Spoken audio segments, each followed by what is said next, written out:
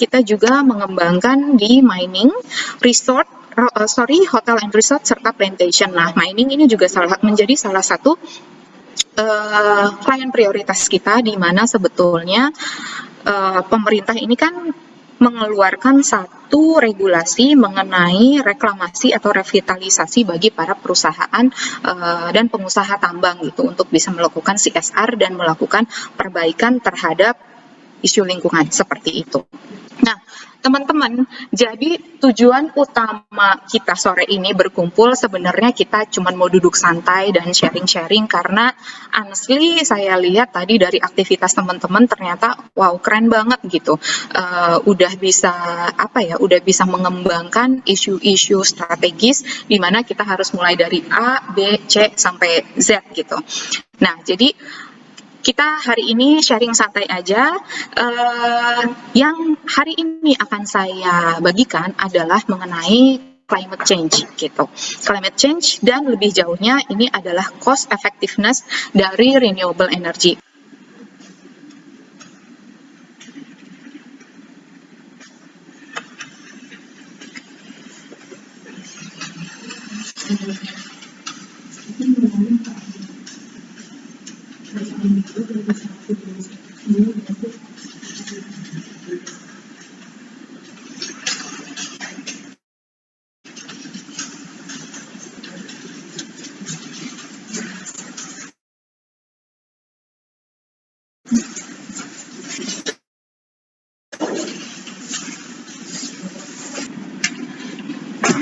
Baik, teman-teman. Nah, barusan sudah kita saksikan bareng-bareng video sekilas mengenai climate change. Nah, ini sebenarnya video yang teman-teman sendiri sering lihat, sering putar, atau mungkin sering sosialisasikan ya di organisasi. Akan tetapi bukan itu yang ingin saya sampaikan. Yang ingin saya sampaikan adalah video tersebut ini dibuat selama rentang waktu dari awal Januari tahun ini 2020 sampai September 2020, berisi kurang lebih 10 kejadian terjadi kenaikan natural disasters antara tahun 2019 sampai tahun 2020, di mana kenaikannya sebesar 27%, di mana tahun 2019 ini natural disasters-nya hanya ada sekitar 163, dan di 2020 ini naik di 207 natural disasters. Ini baru hanya 10 kejadian. Jadi bayangkan, teman-teman bayangkan kalau misalnya saya putarkan sampai 207-nya, kayaknya sampai kuota teman-teman habis juga itu video belum selesai diputar gitu ya teman-teman ya. Nah, jadi pertanyaannya adalah climate change, is it real? Is it hoax? Is it a good news or is it a bad news? Teman-teman bisa tentukan sendiri dan bisa jawab sendiri. Baik. Nah, kenapa bisa seperti itu? Berdasarkan data saintifiknya dari keluaran World Meteorological Organization Report yang ditulis pada 2015 dan 2019, ini ternyata kita menemukan fakta-fakta yang ya cukup mengejutkan dan cukup memprihatinkan ya untuk dunia, untuk bumi kita. Apalagi di mana global temperatur ini naik sebesar 2 derajat Celcius per tahunnya. Apakah ini good news or is it a bad news? Teman-teman juga tahu sendiri. Kira-kira kalau makin panas atau makin dingin itu berita yang baik atau berita yang buruk gitu. Kemudian adanya kenaikan dari sea level atau permukaan air laut, di mana kenaikannya ini ternyata teman-teman lebih cepat daripada normalnya, yaitu 3,2 mm per year, itu normalnya. Akan tetapi untuk sekarang ini kenaikannya di 5 mm per year gitu. Nah, akibatnya apa? Ya, teman-teman tahu sendiri kalau misalkan permukaan air laut ini semakin meningkat, berarti dia akan semakin luas gitu, luasannya akan semakin luas. Kemudian apa hubungannya dengan luasan dari daratan atau pulau-pulau? Berarti itu akan semakin menyempit dan teman-teman bisa jawab sendiri gitu. Itu dampaknya seperti apa nanti ke habitat dan populasi di pulau atau di daratan tersebut. Kemudian adanya pencairan es, apalagi ini di kutub Antartika, di mana pada tahun 2009 sampai 2017 telah terjadi pencairan es sebanyak 252 gigatons per year. Kalau tahun 979 sampai tahun 1990 itu cuma 40 gigatons, tapi sekarang ini udah naik berkali-kali lipat ya teman-teman, jadi sangat drastis sekali. Kemudian selain itu, data saintifis juga menunjukkan adanya perubahan ocean heat atau memanasnya suhu air laut.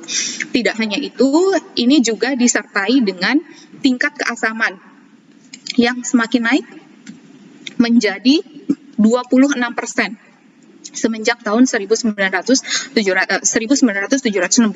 Nah, jadi teman-teman bisa bayangkan kalau misalnya suhu air semakin hangat, semakin panas, kemudian tingkat keasamannya semakin kurang baik juga, apa yang terjadi dengan populasi di dalam air laut tersebut, di mana populasi tersebut sebenarnya juga mengkontribusi terhadap setengah dari pola asupan makan kita gitu. Jadi nanti apa nih dampaknya ke kita, yang kita makan apakah masih sehat atau enggak, seperti itulah ya untuk bahan renungan orang awamnya. Nah, kemudian akhirnya data saintifik ini mengarah kepada end of the loop, bahwa banyak kejadian yang ekstrim yang tadi videonya udah teman-teman saksikan sendiri. Ada banjir lah, kemudian ada kenaikan gelombang pasang, kemudian tropical cyclones, kebakaran hutan dan segala macam yang ini melit ke natural disasters. Solar radiation juga kita perlu loh untuk fotosintesis, kemudian untuk kegiatan manusia lainnya. Akan tetapi menjadi masalah ketika terlalu banyak konsentrasi gas di udara yang akhirnya dia menangkap atau yang mengakibatkan si solar radiation ini terperangkap di udara gitu. Jadi istilahnya karena padat banget si gas-gas ini dan dia susah banget untuk terurai, sehingga akhirnya solar radiation ini awamnya susah untuk mencari jalan keluar nih untuk dipantulkan kembali ke luar atmosfer, sehingga disitulah terjadi yang namanya efek gas rumah kaca atau bumi semakin memanas, seperti itu. Nah, kemudian berarti apa nih yang harus kita lakukan? Nah, menurut Michael Mann, climate scientist, selama kita masih melakukan banyak pembakaran fossil fuels, artinya batu bara, kemudian minyak bumi, kemudian gas, itu atmosfer akan semakin worse dan keadaan bumi juga akan semakin tidak kondusif. Seperti itu teman-teman, seperti itu. Jadi pertanyaan lagi, apakah kita akan menjadi penonton saja, menyaksikan istilahnya ini semua terjadi, atau apakah kita sebagai agen perubahan kita bisa melakukan sesuatu? So let's speak about the solution. Oke. Nah, berdasarkan Jeff Berardelli, dia adalah satu pakar meteorologis dan climate specialist. Dia bilang bahwa top first solution ini adalah mengganti fossil fuels energy ke renewable energy. Artinya apa teman-teman? Artinya kita bukannya tidak bisa memaksimalkan energi, akan tetapi kita hanya harus mengubah energi yang biasa kita pakai menjadi energi yang lebih ramah lingkungan gitu, renewable energy. Kenapa harus seperti itu? Karena berdasarkan skenario dari IRENA, International Renewable Energy Agency, ini kita bisa lihat bahwa CO2 ini menyumbang hampir 2/3 dari global emission, sehingga kalau ingin stabil di 2050 berarti kita harus mengurangi sebesar 85%. Kemudian IRENA juga membuat dua dua kemungkinan yang paling mungkin di masa depan, yaitu pemakaian renewable energy di 24% dan di 65% gitu. Jadi tugas kita ini sebagai agent of change, kita juga mungkin dari sekarang bisa mensosialisasikan hal tersebut, atau paling tidak ya bisa ikut men-share, kita bisa ngobrol-ngobrol dan diskusi sama teman sejawat. Bagus-bagus kalau misalnya kita bisa ikut mempengaruhi influence person ya teman-teman, untuk bisa ikut mentransform energi ini. Bagaimana caranya kita mengubah kebiasaan pemakaian fossil fuels ke renewable energy. Walaupun saya tahu ini adalah PR yang besar dan pada prakteknya tidak semudah membalikan telapak tangan. Akan tetapi bukankah tidak ada sesuatu yang tidak mungkin kalau misalnya kita tidak mau mencoba, benar kan teman-teman? Nah, mengutip dari quotes IPCC Co-Chair James Kay, dia juga ikut memperkuat bahwa jantungnya dari perubahan iklim ini adalah mengganti ke renewable energy gitu. Jadi energi ini adalah faktor utama, the first and the most solely yang bisa menyebabkan dan bisa memberikan solusi terhadap perubahan iklim. Untuk solar energy ini sendiri, karena dia melimpah ya sepanjang tahun, dia melimpah, kemudian untuk bangunan juga ini bisa meningkatkan value ekonomiknya. Kemudian di Indonesia ini sendiri juga karena kita berada di negara tropis, kemudian di garis khatulistiwa, sehingga abundant atau melimpah sepanjang tahun, dan kita juga cuma punya 2 musim, dan ini juga bisa membantu penghematan. Kemudian ini juga bisa mensupport local growth, artinya kita bisa membantu untuk mensuplai energi listrik ke daerah-daerah yang belum terjangkau oleh perusahaan listrik. Dari tahun 2010 sampai tahun 2019 yang mengalami penurunan paling besar sebanyak 82%, teman-teman bayangin nih, di atas 50% loh angkanya, 82% itu adalah solar photovoltaic. Gitu. Diperkuat lagi dengan grafik di bawahnya, teman-teman bisa lihat itu grafiknya cenderung menurun sekali. Nah, kenapa bisa seperti itu? Karena satu, sumber energi dari sumber energi dari tenaga matahari ini melimpah ruah gitu.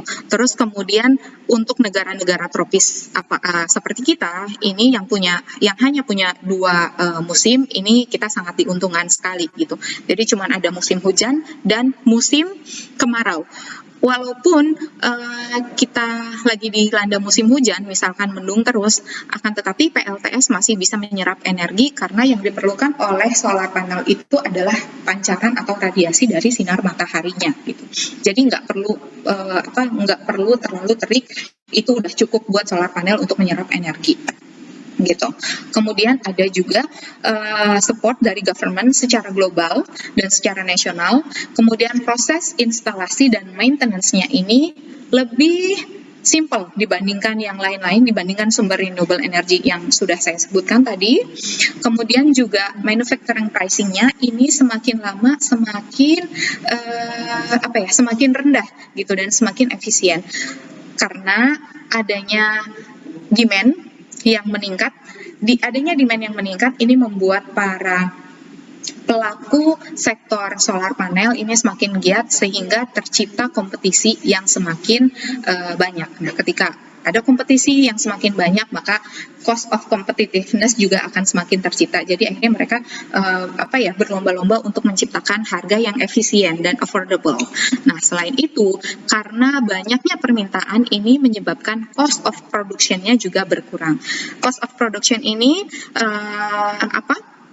endingnya nanti kemana? Endingnya akan ke economies of scale. Artinya semakin besar skala produksi, maka akan semakin murah biaya produksinya. Jadi kalau misalnya boleh saya analogikan dengan sistem grosir, semakin banyak pembelian maka akan semakin murah. Kurang lebih seperti itu ya teman-teman. Nah, ini flow-nya karena semakin banyaknya permintaan akan semakin banyak supply, maka produksinya akan semakin masif dan bukan kualitas, jadi harga komoditasnya ini juga akan semakin murah dan teknologi improvementnya juga akan semakin berkembang gitu, sehingga harganya akan semakin kompetitif. Jadi pembeli bisa menentukan mana nih yang pengen saya beli, karena istilahnya semua udah kasih harga yang affordable seperti itu teman-teman. Dan ini adalah ini adalah perbandingan lagi dari IRENA, di mana teman-teman bisa lihat itu perbedaannya jauh banget itu. Apakah memang benar itu memberikan cost effectiveness buat saya? Nah, kita lihat, misalkan seperti ini teman-teman ya. Satu rumah dengan kapasitas 2200 volt ampere yang dia pakai lampu selama 12 jam, misalkan ada 5 unit, kemudian rice cooker paling berapa lama sih? Paling juga setengah jam, habis dari itu cuma ngangetin itu kan cuma sedikit doang energinya. Kemudian AC ini nyala misalkan selama 12 jam, kemudian televisi nyala selama 3 jam, kemudian mesin cuci nyala selama 1 jam, itu setara dengan 2200 volt ampere. Nah, per bulannya itu akan mengeluarkan biaya 141.157. Kenapa? Karena per kWh-nya ini hitungan dari PLN itu di 1487. Akan tetapi apabila kita menggunakan PLTS atau energi dari tenaga surya, maka ini akan lebih murah. Kenapa? Karena cuman mengeluarkan uang Rp133.855 atau per kWh-nya hanya 1.411. Nah, mungkin teman-teman pertanyaan mungkin mulai timbul di sini teman-teman, kok bisa ya, gimana itu cara ngitungnya? Sebenarnya ini hitungannya agak teknis sih teman-teman, banyak faktor pembaginya dan banyak faktor pembandingnya. Akan tetapi kalau misalnya teman-teman mau cek, nanti teman-teman bisa lihat di solarwarrior.co.id ya Mbak Tika ya. solarwarrior.co.id itu nanti ada kalkulator, jadi teman-teman bisa bandingin sendiri. Cuman kalau misalnya teman-teman mau banget nih, aduh Mbak Manda saya pengen tahu dong perhitungan teknisnya seperti apa, mungkin nanti bisa hubungin kita ya via DM atau apa segala macam, biar kita bisa kasih penjabarannya secara panjang kali lebar seperti itu teman-teman. Oke. Nah, untuk ilustrasinya seperti ini ya, initial investment dibandingkan dengan investment return dan free electricity yang akan kita dapat. Jadi, nah, pada awal mungkin memang akan mengeluarkan investasi yang cukup besar teman-teman gitu. Karena untuk pembelian alat, pembangunan sistem segala macam, akan tetapi ini akan lasting selama 20 tahun. Nah, ketika ketika pembelian alat ini sudah dilakukan dan istilahnya kita nabung selama 20 tahun ke depan, maka ongkosnya akan stabil dibandingkan dengan ongkos yang dikeluarkan untuk bayar listrik ke PLN, karena teman-teman tahu sendiri kalau tarif dasar listrik ini kan dia fluktuatif ya teman-teman. Pernah turun nggak? Pernah. Tapi sering nggak? Nah, itu pertanyaannya. Justru sebenarnya kita taunya lebih sering naik daripada lebih sering turun. Selain itu juga ada PPh di 3% gitu. Jadi grafik atau harga dari PLN ini cenderung akan terus meningkat. Akan tetapi kalau dari PLTS memang pada awal ini besar investasinya, akan tetapi dia stabil karena dibagi dengan 20 tahun. Itu nomor 1. Kemudian nomor 2 juga karena PLTS ini bisa menyediakan energi yang mana energinya ini lebih besar daripada pemakaian per hari. Nah, energi yang lebih besar ini akan disimpan sebagai stok. Jadi ketika stok ini tidak dipergunakan, ya udah ini akan disimpan sebagai bahan kita aja gitu. Nah, nanti kalau misalnya kita perlu baru disuplai dari sini. Jadi kan kita nggak akan pakai listrik dari PLN, kita akan pakai dari kelebihan energi yang sudah disuplai oleh PLTS. Seperti itu sih teman-teman. Selamat sore Mbak Manda, saya ingin bertanya, kalau misal di rumah tangga sudah mulai menggunakan solar energi untuk dijadikan sumber listrik, apakah jika sedang musim hujan atau keadaan yang sedang tidak panas matahari, apakah di rumah tangga tersebut tidak bisa dihasilkan listrik? Atau dengan solar energi ini, energi listrik yang dihasilkan dapat disimpan jika sewaktu-waktu bisa digunakan di saat keadaan sedang tidak ada panas matahari. Baik, berarti saya jawab satu-satu dulu aja kali ya Mbak Cecil ya. Ini kita punya waktu 20 menit untuk sesi tanya jawab ya Mbak Cecil ya. 15 menit Mbak. Oke, 15 menit, baik. Baik, kalau gitu saya jawab dulu dari pertanyaannya Mbak Almadina Putri Brilian. Oke, wah saya senang banget nih, banyak sekali ternyata pertanyaannya yang artinya tertarik sama renewable energy. Jadi, apakah jika musim hujan keadaannya tidak ada panas matahari masih bisa menghasilkan energi atau tidak? Mungkin seperti itu ya Mbak Almadina. Nah, jawabannya bisa. Apakah sedang musim hujan bisa menghasilkan energi? Bisa. Jadi gini, prinsip kerja dari PLTS adalah yang diserap sama solar panel itu adalah radiasi sinar mataharinya, Mbak Putri. Walaupun sedang musim hujan atau walaupun sedang mendung, kan matahari tetap ada nih, walaupun sesekali ini kehalangin sama awan, akan tetapi dia pasti tetap kasih radiasi. Nah, radiasinya itu yang akan kita serap gitu. Kemudian selain daripada itu,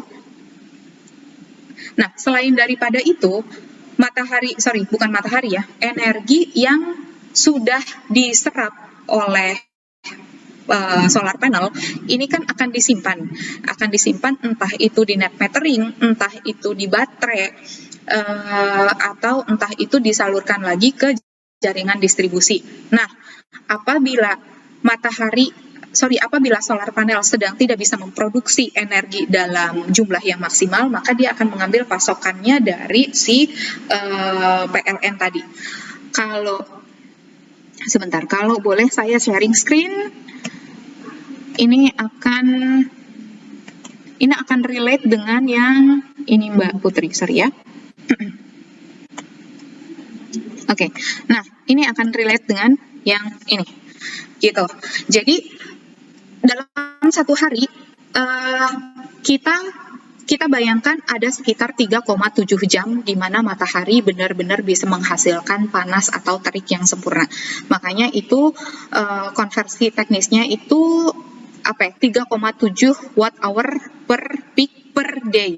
Jadi kapasitas yang bisa diserap dalam satu hari itu sebesar 3,7 tanpa menutup kemungkinan selain daripada 3,7 ini masih ada energi-energi yang bisa diserap dari radiasi tadi gitu. Itu kalau normal. Nah, kalau musim hujan berarti lebih rendah dari 3,7, akan tetapi itu tetap menghasilkan energi. Hanya besaran energinya saja ini yang memang harus dihitung ulang gitu. Nah, kemudian untuk pemakaian dari si PLTS ini sendiri, kita sebenarnya ada dua sistem, Mbak Putri. Ada on-grid, artinya masih terintegrasi ke PLN, ada off-grid. Off-grid artinya benar-benar loss atau benar-benar pakai PLTS sebagai sumber energi listriknya. Nah, kalau misalnya on-grid, karena dia masih terkonek sama sistem PLN, maka dia pemakaian energi listrik dari PLTS-nya ini hanya siang hari aja gitu, karena kan matahari hanya bersinarnya di siang hari aja, jadi hanya itu yang bisa dimanfaatkan. Akan tetapi untuk malam hari dia masih tetap pakai listrik dari PLN gitu. Nah, kalau misalnya off-grid ini dia benar-benar loss, nggak pakai PLN sama sekali, makanya itu dia harus menyiapkan yang namanya sistem tambahan, yaitu baterai gitu. Nah, hubungannya apa? Hubungannya dengan penyimpanan stok yang tadi, Mbak Putri. Jadi kalau misalkan sekarang tidak bisa menghasilkan energi yang konstan karena lagi musim hujan atau karena lagi musim mendung, nah ini kan tetap ada pasokan energi nih, Mbak, dari PLTS dari PLTS yang sudah diciptakan. Istilahnya kalau misalnya dalam satu hari kita hanya memakai listrik sebanyak 1250 volt ampere, nah akan tetapi yang dihasilkan oleh PLTS ini kemungkinan bisa lebih besar dari itu, misalnya di 2.200, nah yang kepake hanya 1.200, berarti sisanya lagi yang 1.000 itu akan disimpan ke net metering yang nantinya akan akan didistribusikan ke jaringan PLN kalau misalnya pakai on grid ya gitu. Nah, nanti bulan depan si kelebihan pasokan ini akan dialirkan balik lagi ke rumah kita, dan disitulah cost efisiensinya terjadi gitu, disitulah penghematannya terjadi, bahwa istilahnya PLN kasih supply balik energi yang pernah kita simpan, seperti itu sih Mbak Putri. Apakah alat untuk menangkap energi matahari ini harus kosong atau tidak ada halangan di atasnya, dan harus diagonal, atau bisa dipasang secara vertikal? Oke, baik. Diagonal artinya berarti Mbak Diva, diagonalnya seperti ini atau seperti ini Mbak Diva ya? Begini. Oke, baik. Nah, jadi untuk ini yang ini yang memang agak banyak kaidahnya ya, di mana untuk menangkap energi matahari ini di atasnya jelas harus kosong. Karena seperti ini Mbak Diva, source atau energy source yang bisa dipancarkan oleh matahari ini sebesar 207 gigawatt. Ketika dia masuk ke atmosfer, dia akan ada depresiasi lagi, depresiasi di 90%. Depresiasi di 10%. Jadi yang keterima ini hanya 90%. Sehingga untuk bisa menangkap energi matahari secara maksimal, betul di atasnya harus kosong. Artinya ketika kita survei lapangan pun kita akan melihat dari bangunan tersebut apakah ada shading, apakah tertutup oleh bangunan lain atau tidak, apakah ada pohon, apakah ada tiang listrik, dan faktor-faktor lainnya. Jadi betul harus dipastikan benar-benar kosong di atasnya untuk bisa menangkap energi yang maksimal. Kecuali kliennya, Mbak, saya nggak apa-apa misalnya mau ditaruh pohon pun gitu, nggak apa-apa, saya banyak duit, saya mau tetap pasang, itu beda masalah ya Mbak Diva ya. Tapi memang betul bahwa di atasnya ini benar-benar harus kosong. Apakah biaya perawatan maintenance-nya ini bagaimana ke depannya? Untuk itu kita tidak ada biaya perawatan karena untuk investasi ini di set sampai 20 tahun gitu. Jadi dari tahun pertama sampai tahun ke-20 itu akan aman aja karena durable, akan tetapi memang akan ada depresiasi energi. Misalkan dari tahun pertama ini bisa menyerap energi misalkan 100, nah di tahun kedua itu 80, tahun ketiga 80, tahun keempat mungkin 75, kurang lebih seperti itu. Jadi tidak ada biaya perawatan yang harus dilakukan, hanya cuman sering ngelap-ngelap solar panelnya aja. Itu aja sih sebenarnya Mbak Raffi ya.